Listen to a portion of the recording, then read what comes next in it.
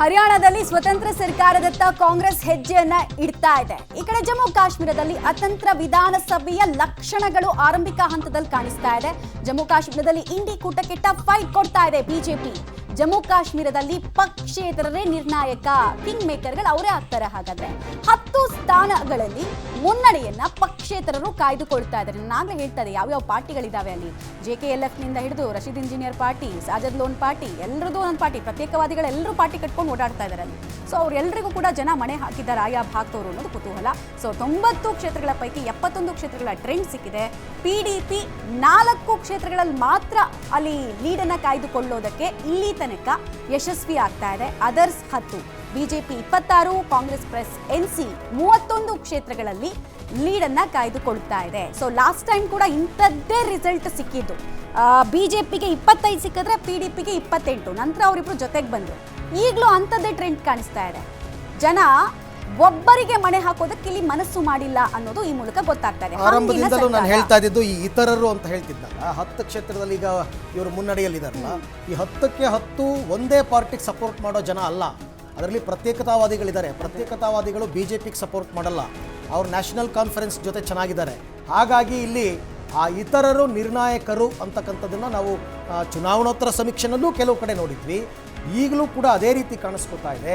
ಮತ್ತು PDP ಅವರು ನಾವು BJP ಜೊತೆ ಅಧಿಕಾರಕ್ಕೋಸ್ಕರ ಹೋಗಲ್ಲ ಅಂತ ಈಗಾಗಲೇ ಅವ್ರು ಅನೌನ್ಸ್ ಮಾಡಿದ್ದಾರೆ. ಕೇವಲ ಅಧಿಕಾರಕ್ಕೋಸ್ಕರ ನಾವು BJP ಜೊತೆ ಹೋಗಲ್ಲ ಅಂತ. ನಾವು ಬೇಕಾದರೆ ಕಾಂಗ್ರೆಸ್ ಮತ್ತು ನ್ಯಾಷನಲ್ ಕಾನ್ಫರೆನ್ಸ್ ಜೊತೆ ಸೇರ್ಕೋತೀವಿ ಅಂತ ಕೂಡ ಹೇಳಿರೋದ್ರಿಂದ BJPಗೆ ಅಂಥ ದೊಡ್ಡ ಮಟ್ಟದ ಸಪೋರ್ಟ್ ಸಿಗೋದು ಕಷ್ಟ. ಅವರೇ ಇಂಡಿವಿಜುವಲ್ ಆಗಿ ಕ್ಷೇತ್ರಗಳನ್ನು ಗೆದ್ದುಕೊಳ್ಳೋದ ಹೊರತು. ಹಾಗಾಗಿ ಆಲ್ಮೋಸ್ಟ್ ನೋಡೋಣ. But neck to neck fight ಅಂತೂ ಖಂಡಿತ ಇದ್ದೇ ಇದೆ. ಆದರೆ ಹರಿಯಾಣದಲ್ಲಿ ಮಾತ್ರ ನಾಗಾಲೋಟದಲ್ಲಿ ಕಾಂಗ್ರೆಸ್ಸು ಓಡ್ತಾ ಇದೆ. 80 ಕ್ಷೇತ್ರಗಳ ಟ್ರೆಂಡ್ ನಮಗೆ ಸಿಕ್ಕಿರ್ತಕ್ಕಂಥದ್ದು. ಅದರಲ್ಲಿ 49ರಲ್ಲಿ ಕಾಂಗ್ರೆಸ್ ಅವರೇ ಮುನ್ನಡೆಯಲ್ಲಿದ್ದರೆ BJP 26 ಮತ್ತು INLD 2, ಇತರರು 4 ಹೀಗಿದೆ. 2 ಕ್ಷೇತ್ರಗಳ ಟ್ರೆಂಡ್ ಗೊತ್ತಾಗ್ತಾ ಇದೆ. ಹರಿಯಾಣದಲ್ಲಿ ಸರಳ ಬಹುಮತವನ್ನ ದಾಟ್ತಾ ಇದೆ ಕಾಂಗ್ರೆಸ್. ಹರಿಯಾಣ ಕಾಂಗ್ರೆಸ್ನಲ್ಲಿ ವಿಜಯೋತ್ಸವ ಕೂಡ ಬೆಳಗ್ಗಿನಿಂದಲೇ ಆರಂಭ ಆಗಿದೆ. ಬೆಳಗ್ಗೆ 9:30ಕ್ಕೆ ಕಾಂಗ್ರೆಸ್ ಕಚೇರಿಗೆ ಭೂಪೇಂದ್ರ ಸಿಂಗ್ ಹುಡ್ಡಾ, ಮಾಜಿ ಮುಖ್ಯಮಂತ್ರಿಗಳು ಹಾಗೂ ಇವರ ನೇತೃತ್ವದಲ್ಲೇ ಚುನಾವಣೆಗೆ ಹೋಗಿತ್ತು ಕಾಂಗ್ರೆಸ್. ಹರಿಯಾಣದಲ್ಲಿ ಸರಳ ಬಹುಮತದತ್ತ ಕಾಂಗ್ರೆಸ್ ಹೋಗುವಂತಹ ಮುನ್ಸೂಚನೆ ಸಿಕ್ಕ ಬೆನ್ನಲ್ಲೇ ಸಾಕಷ್ಟು ಬೆಳವಣಿಗೆಗಳಾಗ್ತಾ ಇದೆ. 2 ಸಲ ಮುಖ್ಯಮಂತ್ರಿಗಳಾಗಿದ್ರು ಕೂಡ ಭೂಪೇಂದ್ರ ಸಿಂಗ್ ಹುಡಾ ಅವರನ್ನ 10 ವರ್ಷಗಳ ಕಾಲ ಜನ ತಿರಸ್ಕರಿಸಿದ್ರು. ಹಾಗಂತ ಅವರು ಸಂಘಟನೆ ಮಾಡೋದನ್ನು ಬಿಡಲಿಲ್ಲ. ಅನೇಕ ವಿಚಾರಗಳನ್ನು ಹೇಳಿದ್ರು. ಮತ್ತೆ ತುಂಬಾ ಪಾಪ್ಯುಲರ್ ಸ್ಲೋಗನ್ನು, ಜವಾನ್ ಪೈಲ್ವಾನ್ ಕಿಸಾನ್ ನಾರಾಜ್ ಹೇ ಅನ್ನುವಂತಹ ಸ್ಲೋಗನ್ ಇದೆಯಲ್ಲ, ವಿಪರೀತವಾಗಿ ಟ್ರೆಂಡ್ ಆಗಿತ್ತು.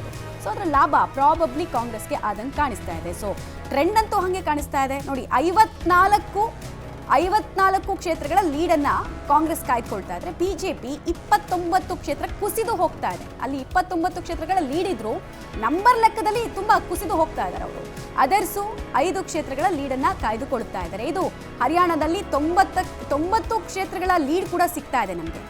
ಸೊ ಕಾಂಗ್ರೆಸ್ ಹಿಂದೆಂದಿಗಿಂತ ಉತ್ತಮವಾಗಿ ಈ ಸಲ ಅಲ್ಲಿ ಪರ್ಫಾರ್ಮ್ ಮಾಡಿದೆ. ಹಿಮಾಚಲ ಪ್ರದೇಶ, ಕರ್ನಾಟಕ, ತೆಲಂಗಾಣದ ನಂತರ ಈಗ ಕಾಂಗ್ರೆಸ್ ತೆಕ್ಕೆಗೆ ಜಾರ್ತಾ ಇರುವಂತಹ ಮತ್ತೊಂದು ರಾಜ್ಯವಾಗುವ ಮುನ್ಸೂಚನೆ, ಅತಿ ದೊಡ್ಡ ಮುನ್ಸೂಚನೆ ಹರಿಯಾಣದಲ್ಲಿ ಕಾಂಗ್ರೆಸ್ಗೆ ಸಿಕ್ಕಾಗಿದೆ.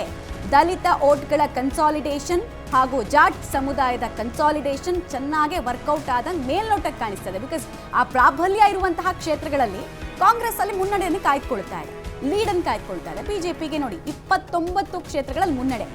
40ರಿಂದ 29 ಕುಸಿಯೋದು ಅಂದರೆ ಹೆಂಗಿರುತ್ತೆ ಹೇಳಿ? ಆ ಕುಸಿತ ಅಂತಿಂತ ಕುಸಿತ ಅಲ್ಲ. ಅದರ್ಸು 5 ಕ್ಷೇತ್ರಗಳಲ್ಲಿ ಮುನ್ನಡೆಯನ್ನು ಕಾಯ್ದುಕೊಳ್ತಾ ಇದ್ದಾರೆ. ಇದೇ ಟ್ರೆಂಡು ಇನ್ನು 1 ಅವರ್ ಕಂಟಿನ್ಯೂ ಆಗ್ಬಿಟ್ರು ಸ್ಪಷ್ಟ ಚಿತ್ರಣ ಆ ರಾಜ್ಯದ್ದು ಏನು, ಭವಿಷ್ಯ ಏನು, ಮುಂದಿನ 5 ವರ್ಷಗಳ ಕಾಲ ನಾವು ಈ ಪಾರ್ಟಿಗೆ ಅಧಿಕಾರ ಕೊಡಬೇಕು ಅಂತ ಡಿಸೈಡ್ ಮಾಡ್ದಂಗೆ ಆಗುತ್ತೆ. 9:30 ತನಕ 10 ಗಂಟೆ ತನಕನೂ ಇದೇ ನಂಬರ್ ಮುಂದುವರೆದ್ರೆ ಅಲ್ಲಿಗೆ ನಿಮಗೆ ಅಲ್ಲಿ 10 ಗಂಟೆಯ ನಂತರ ಒಂದೊಂದಾಗಿ ಅದು ವಿನ್ ಆಗಿ ಕನ್ವರ್ಟ್ ಆಗೋದಕ್ಕೆ ಶುರುವಾಗುತ್ತೆ. ಈ ಮುನ್ನಡೆಗಳು ಗೆಲುವಾಗಿ ಕನ್ವರ್ಟ್ ಆಗೋದಕ್ಕೆ ಶುರುವಾಗುತ್ತೆ.